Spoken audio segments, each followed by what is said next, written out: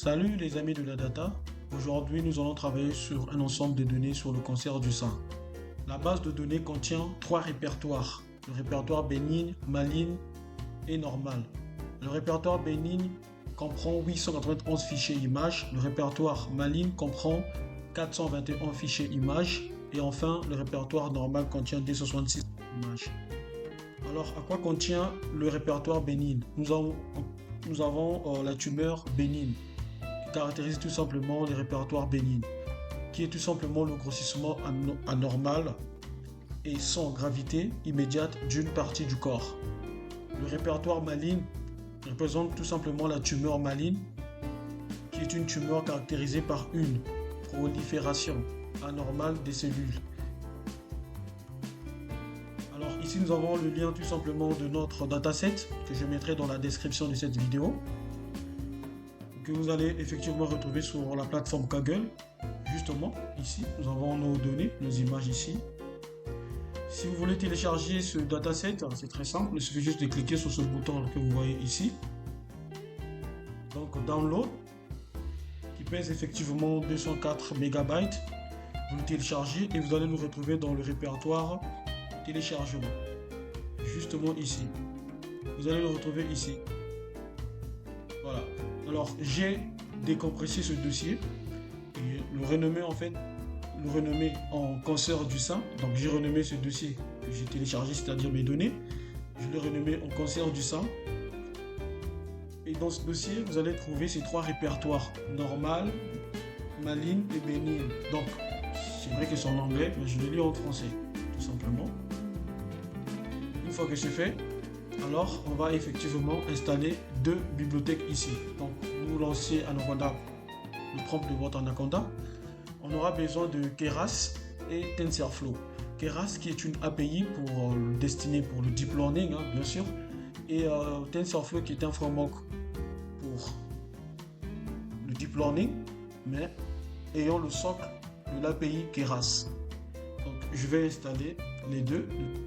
Donc clic install Keras TensorFlow. Vous l'installez, moi je l'ai déjà fait.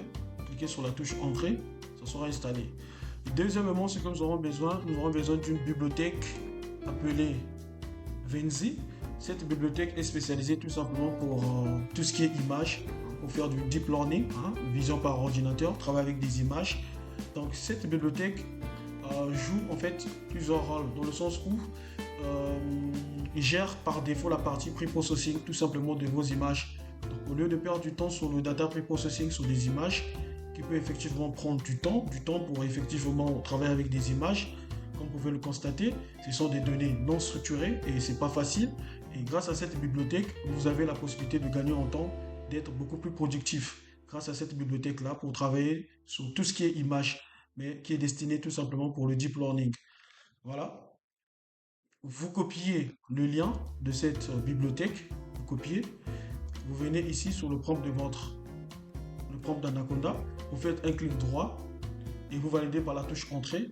Donc moi je l'ai déjà installé, donc raison pour laquelle je ne vais plus installer encore. Alors par la suite, c'est qu'on aura besoin de quoi? On va lancer tout simplement Jupyter Lab. Donc je fais ceci, Jupyter Lab, parce qu'il faudrait qu'on puisse analyser tout simplement ces fichiers, ou encore ces répertoires, pour essayer un peu de voir ce que ça nous donne. Alors je vais chercher un dossier que j'ai créé dans le répertoire téléchargement ici dans mon PC, que j'ai renommé par détection tumeur. Voilà, donc c'est ce dossier là que je vais l'ouvrir au niveau de Jupyter Lab. Donc je vais le chercher dans download ici. J'ai mon dossier détection tumeur. Voilà, j'ai ce notebook, je vais l'ouvrir. Très bien. Alors qu'est-ce qui se passe? J'ai importé NumPy, Matplotlib, Seaborn et la bibliothèque Venzi, tout simplement. Je vais donc valider la cellule. Une fois que vous validez la cellule, vous allez effectivement faire appel à cette fonction img data importer, comme je vous l'ai dit. Cette fonction attend tout simplement le chemin là où se trouve votre dossier, c'est-à-dire vos répertoires. Dans notre cas ici, nous avons trois répertoires, normal, maligne et bénigne. Donc ici, ce que vous allez faire, vous repartez dans le répertoire document. Vous avez le dossier cancer du sein, c'est là où se trouvent mes trois répertoires. Vous venez ici, vous copiez tout simplement ce lien. Vous pouvez le constater, vous copiez ce lien-là. Copier. Et par la suite, vous le copiez tout simplement dans votre fonction ici. C'est vrai que vous aurez les anti-slash, vous devez donc transformer cela en slash. Voilà. Sinon, vous risquerez d'avoir des soucis. Tel que là, si je colle par exemple, ici c'est anti-slash. Alors pour éviter des erreurs, vous pouvez doubler les anti-slash. Vous pouvez doubler comme ça, vous allez échapper tout simplement à ces erreurs-là. Tout comme vous pouvez ramener ça en slash comme ceci. Voilà. Je vais ramener ça en slash. Très bien. Donc, dans ce dossier, nous avons trois répertoires. Qu'est-ce qui va se passer? La fonction img data importer va effectivement créer, générer trois variables. Vous avez les x ici qui contiennent tout simplement les pixels tout simplement de nos images. Y ici représente tout simplement les catégories, cette fois-ci sous forme numérique. Donc, il va effectivement générer, puisque nous avons trois répertoires, donc nous aurons trois catégories. Donc, ici, il va donc les stocker en format numérique, ces catégories-là. Et ici, le M représente tout simplement notre catégorie, c'est-à-dire les catégories avec la position tout simplement de chaque catégorie. Donc, je vais valider. En validant, vous allez constater ici, cette fonction me propose en fait de faire du data preprocessing. Vous pouvez le voir, il pose des questions, c'est à vous juste d'accepter oui ou non. Il dit, do you want to convert your image data to grayscale? Donc, si vous voulez par exemple convertir vos données dans une grille en fait, tout simplement. Si oui, ben, vous cliquez sur yes, c'est-à-dire Y. Si c'est non, vous cliquez sur N, tout simplement. Bon, moi je vais mettre par exemple, disons no. Voilà, je vais dire par exemple no. Un exemple. Alors il dit la deuxième question, do you want to resize your data? Donc voulez-vous effectivement redimensionner vos données, c'est-à-dire vos images? Par défaut ici c'est 100 x 100. Donc si vous voulez laisser comme ça, vous dites no. Si vous voulez par exemple redimensionner, vous dites yes. Pour mon cas, je vais effectivement redimensionner cela. Je vais taper yes Y. Et là, il dit enter the size. Donc, entrer la taille. Je vais mettre une taille de 60 par 60 pixels. Voilà. Par la suite, qu'est-ce qui va se passer? Il va donc faire le data preprocessing, prendre tout ce que j'ai tapé ici pour effectivement traiter cela.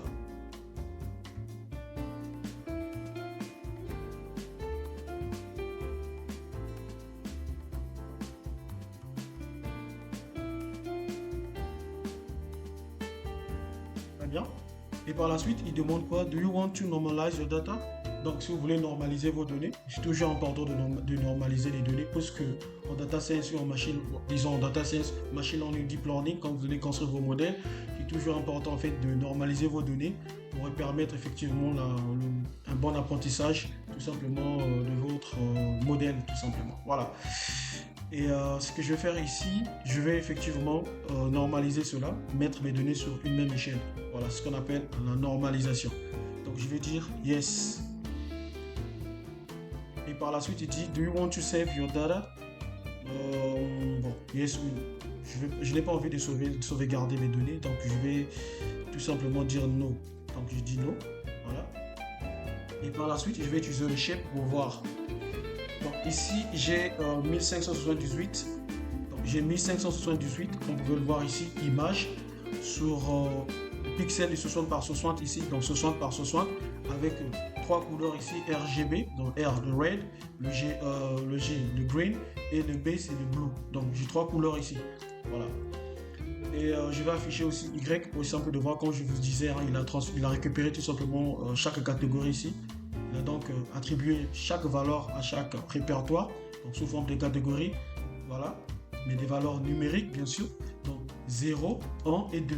Nous avons ici, puisque nous avons trois répertoires, donc on aura trois catégories. Justement, en scrollant, voilà, qu'est-ce que je fais ici? Je vais afficher le M ici. Dans le M, qu'est-ce qu'il a fait?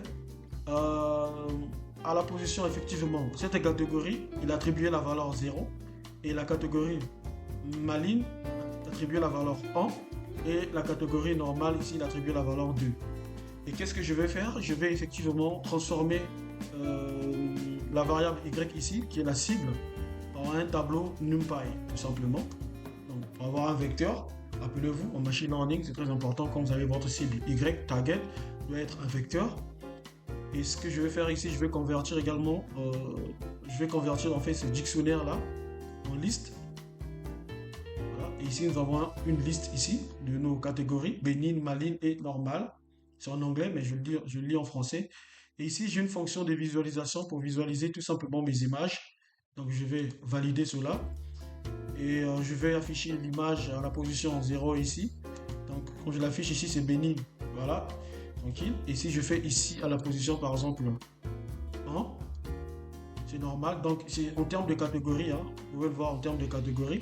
Donc, catégorie 0, c'est bénigne. Donc, catégorie ici, 1, c'est maligne. Et catégorie 3 ici, c'est normal. Voilà, très bien. Alors, ce que je vais faire ici, je vais revenir à la catégorie ici, par exemple 0 ici, tout simplement dans bénigne. Donc, c'est la valeur bénigne ici. Et la suite, ce que je vais faire, je vais donc utiliser une fonction pour séparer mes données d'entraînement et mes données du test. Rappelez-vous, en machine learning ou en deep learning, il ne faut jamais évaluer la performance d'un modèle sur les données d'entraînement. Raison pour laquelle il est vraiment indispensable de séparer vos données d'entraînement et les données du test. Donc ici, je vais donc valider cela. Vous voyez ici le shape tout simplement. Et j'importe ici la bibliothèque TensorFlow, bien sûr. Alors ici, je vais initialiser mon modèle. Hein. Donc séquenceur, c'est pour initialiser le modèle. Donc ici, j'utilise une convolution de 2D avec 32 filtres. Hein, avec 32 filtres. Avec une taille de 3x3. Avec une fonction d'activation relou. Avec un padding pour tout simplement appliquer une conservation des dimensions d'entrée après la convolution. Donc c'est ce que cette fonction fait. Donc ce paramètre padding avec input shape qui est tout simplement définit la forme d'entrée avec des images. Donc, ici des images ici 60 par 60. Comme vous pouvez le voir ici, X-frame ici 60 par 60. Ici le 3, c'est nous avons 3 couleurs RGB. Ce que nous avons défini ici. Voilà. Donc ça signifie que nous avons 3 canaux de couleurs. Donc R qui signifie le rouge, le G signifie la couleur verte et B signifie tout simplement la couleur bleue, bien sûr. Très bien. Et par la suite, nous avons Max Pooling, Max Pool 2D qui signifie tout simplement, en d'autres termes, hein, c'est pour ajouter une couche de pooling maximale avec une fenêtre de 2x2, donc 2x2 ici. Voilà pourquoi j'ai mis 2x2. Pour réduire les dimensions spatiales. Donc c'est pour réduire tout simplement les dimensions spatiales tout simplement de nos images. Raison pour laquelle j'ai utilisé la fonction max pooling. Et la fonction drop out, ici j'ai mis à 20%. Ben, il consiste tout simplement d'ajouter une couche avec un taux de 20%. Désactivant aléatoirement 20% des neurones pour éviter le surapprentissage, en d'autres termes ce qu'on appelle le overfitting. Donc c'est pour éviter tout simplement tout ce qui est overfitting. Voilà. Et la fonction flatten ici c'est pour aplatir, hein, pour aplatir tout simplement nos images. Voilà. En d'autres termes c'est pour aplatir effectivement les cartes de caractéristiques, hein, les cartes de caractéristiques 2D. Nous avons ici de notre convolution. On a un vecteur 1D, donc on va le ramener à un vecteur 1,2 pour les passer aux couches denses. Donc les couches denses, c'est ce que vous voyez ici, cette fonction dense. Et par la suite, cette fonction dense, qu'est-ce qu'elle fait? Ben, c'est tout simplement pour ajouter une couche dense entièrement connectée avec ici, j'ai mis 62 neurones et 64 neurones avec une fonction d'activation. Et là aussi, je crée encore une autre couche, cette fois-ci 32 neurones avec une fonction d'activation relou. Et là, c'est pour effectivement éviter de l'overfitting. Voilà, la fonction drop out pour éviter de l'overfitting. Et cette fois-ci, à la sortie, je vais tout simplement, donc j'ai 3 catégories ici avec une fonction d'activation softmax. Très bien. Donc je vais valider ce modèle. Voilà. Et par la suite, il faut compiler effectivement ce modèle en utilisant la fonction compile. Loss ici, c'est la fonction coût pour voir effectivement des erreurs générées pendant la phase d'apprentissage. voilà, de notre modèle. Donc c'est la fonction coût. Et là, cette fonction coût prend comme valeur ici, hein, c'est ce que vous voyez ici, sparse categorical truth entropy, puisque c'est un problème de classification, c'est normal. Et l'optimizer, donc ça aussi c'est un autre paramètre, optimizer. Nous avons addon, tout ceci vous allez retrouver ça sur le site officiel de TensorFlow. Et nous avons un autre paramètre ici, le metric, donc on aura comme valeur accuracy, c'est-à-dire la précision tout simplement. Voilà, je vais donc valider également cela, compiler le modèle. Et par la suite, je vais donc entraîner mon modèle avec les données du test ici, X-train, Y-train, avec époque 10, donc époque égale 10. C'est pour dire au modèle combien de fois que tu dois effectivement visualiser les données, les images. Donc c'est sous forme de boucle, hein, ici, avec verbose, on a initialisé à 1, avec validation data, ce sont tout simplement les données du test. Et par la suite, on fait tout simplement un résumé de notre modèle. Voilà.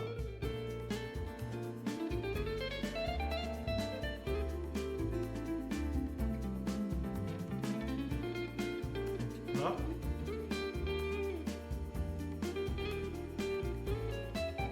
Notre modèle s'entraîne en utilisant le nombre de pop jusqu'à 10.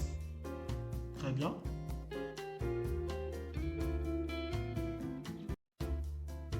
On va voir ici les amis, il y a un petit résumé ici, ce tableau hein, de notre modèle.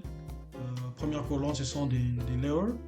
Et ici, vous avez des valeurs de sortie. Ici, vous avez des paramètres. Donc, la première convolution ici, ce premier réseau de convolution ici 2D, vous avez ici vos pixels 60 par 60 avec 32 neurones, avec 896 paramètres.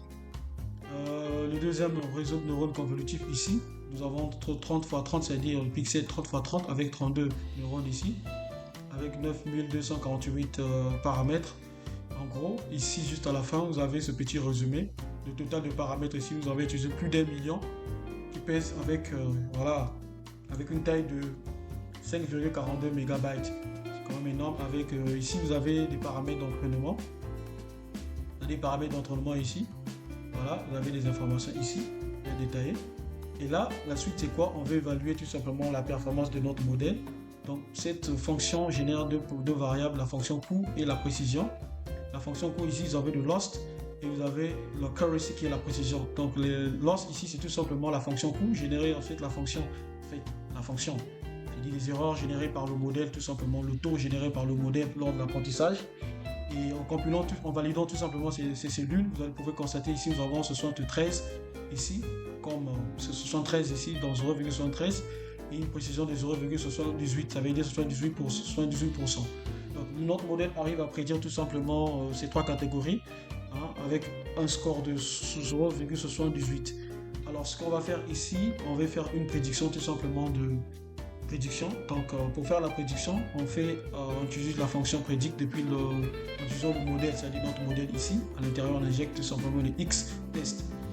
Et ce qu'on fait, c'est quoi? On affiche tout simplement les valeurs, tout simplement prédites, si vous voulez bien.